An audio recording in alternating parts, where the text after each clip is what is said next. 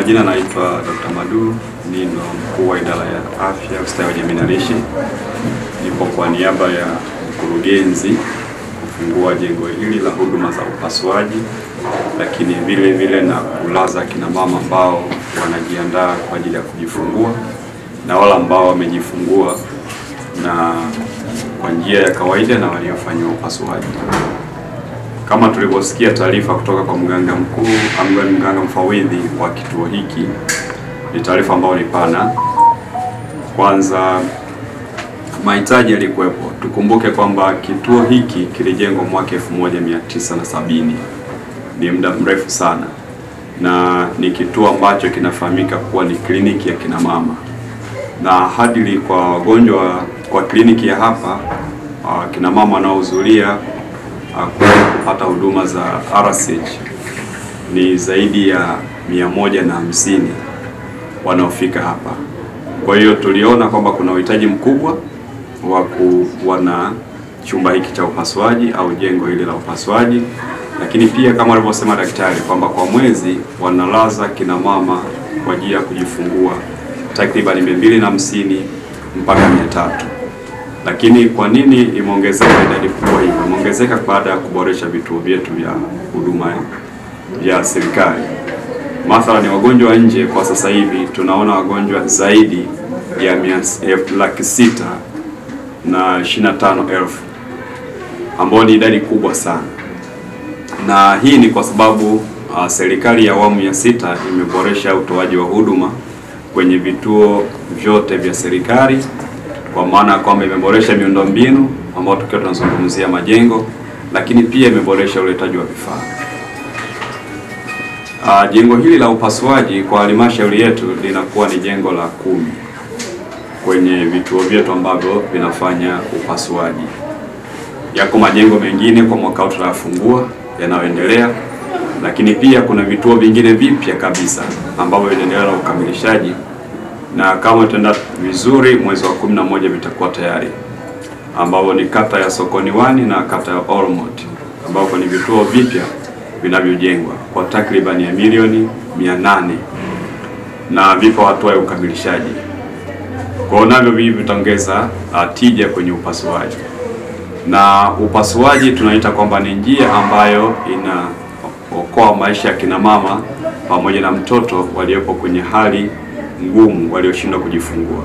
Tutambue kwamba kujifungua sio tiketi ya kupoteza uhai.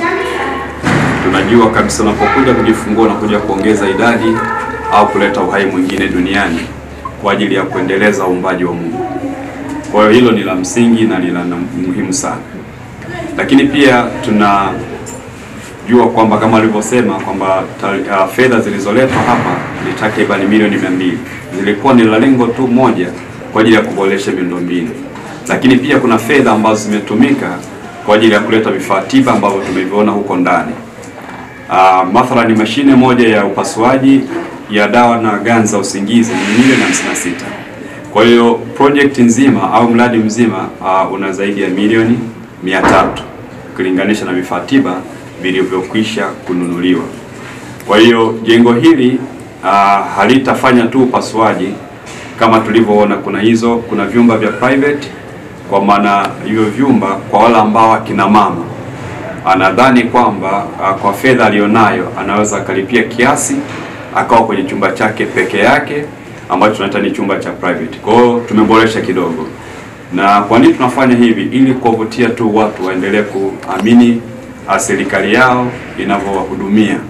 Kwa hiyo ni la msingi sana. Na kwa siku kuna vyumba viwili kwenye jengo hili vya private, lakini tutaendelea kuvipanua pia, ambavyo vitatumika kwa ajili ya kina mama ambao wanataka privacy ya kwao na watahudumiwa. Na sisi tumejipanga kuwahudumia huko alipo kwenye chumba chake cha binafsi. Atakuwepo muuguzi, atakuwepo daktari kumhudumia, hatahudumiwa kwa ujumla kwa sababu yeye ameopti kufanya huduma kwa njia ya kulipia ambayo tunaita ni huduma binafsi ya malipo. Lakini wengine wataendelea kupata huduma sawa sawa na miongozo ya serikali, namna tunawahudumia kina mama wajawazito wanaokuja kujifungua na wale waliopo kliniki. Na jambo lingine ambalo tunaliona hapa Faida kubwa ya mradi huu ni kwamba tunapunguzia vituo vingine mzigo wa kupasua. Mathalani, hapa tupo karibu na kituo cha afya Levolosi ambacho kinaona kina mama au kinahudumia kina mama wa labor ward kuanzia 450 mpaka 500 kwa mwezi, na wanafanya upasuaji kuanzia 100 mpaka 150. Kwa hiyo kwa ukaribu huu walionao, wala kina mama wanaweza kuja hapa kupata hiyo huduma ya upasuaji. Kwa maana yake tutapunguza vifo vya kina mama wanaojifungua, lakini pia na vifo vya watoto wachanga, kwa maana kwamba watawahi kupata huduma na tutaokoa maisha yao. Lengo letu ni kuhakikisha kwamba tunapunguza vifo kadri inavyowezekana au kuwa zero kabisa, kwa maana kwamba siwepo mama anayepoteza uhai kwa sababu zinazozuilika, kwa sababu inawezekana. Na studies zinaonyesha kwamba, au tafiti zinaonyesha kwamba, kadri unavyokuwa na sehemu kubwa za huduma za upasuaji ndivyo unavyopunguza vifo vya kina mama. Tunajua kwamba katika nchi yetu ya Tanzania tumepiga hatua kubwa kutoka vifo 556 kwa vizazi hai kwa vizazi 100,000 mpaka kufikia 104 kwa vizazi 100,000.